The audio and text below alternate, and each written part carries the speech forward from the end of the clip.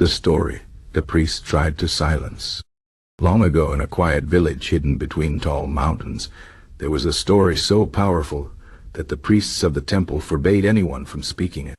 They said it was dangerous, that it could shake the very foundations of their faith. But stories have a way of surviving, whispered from one person to another, passed down in secret. And tonight, I will tell you that very story, the one the priests tried to silence.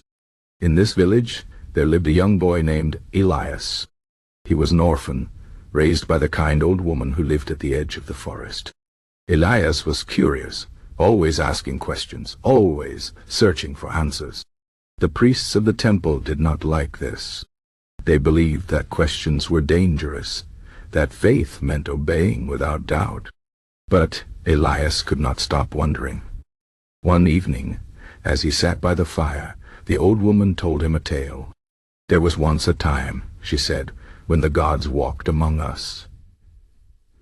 They spoke to the people, not in temples, but in the wind, in the rivers, in the voices of animals.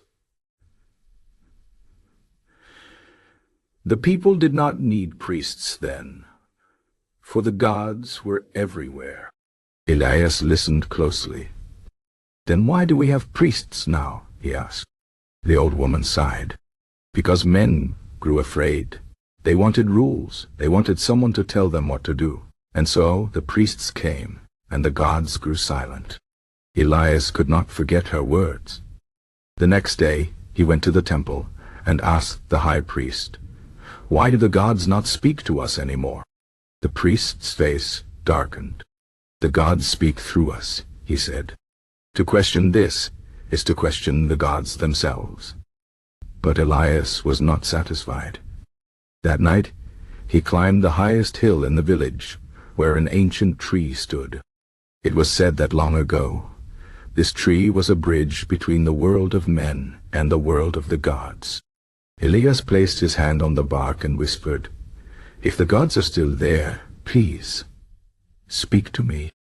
At first, there was only silence. Then, a soft wind blew, and the leaves rustled in a strange rhythm, almost like words. Elias closed his eyes and listened. The wind spoke not in a human voice, but in feelings, in images that flashed in his mind. He saw the world as it once was, alive with magic, with voices, with gods who danced in the forests and sang in the storms. The wind showed him something else too, the moment the priests began to change things. They built walls around the divine, locked the gods away in temples, and told the people that only they could hear the gods' words. But the gods had never stopped speaking. The people had only stopped listening. Elias returned to the village with his heart full of wonder. He tried to tell others what he had seen, but the priests heard of it. They called him a liar, a heretic. They said his words would bring ruin. That night they came to his home, torches in hand, and ordered him to be silent or face punishment. Frightened but unbroken, Elias ran into the forest. He knew he could never return to the village. But he also knew that the truth could not be buried. As he walked deeper into the woods, he felt the wind again, guiding him. He knew then that he would carry the story with him, sharing it with those who still had ears to hear. Years passed. Elias grew older, and though the priests believed they had silenced him, his words had already taken root. The villagers, in secret, began to remember.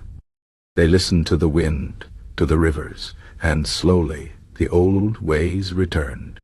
The priest's power faded, for truth once spoken cannot be undone. And so, the story the priests tried to silence became the story that set the people free. Tonight, as you close your eyes, listen. Perhaps you too will hear the whispers of the world, the story that no one can truly silence. Sleep well and remember, some stories are meant to be told. The end.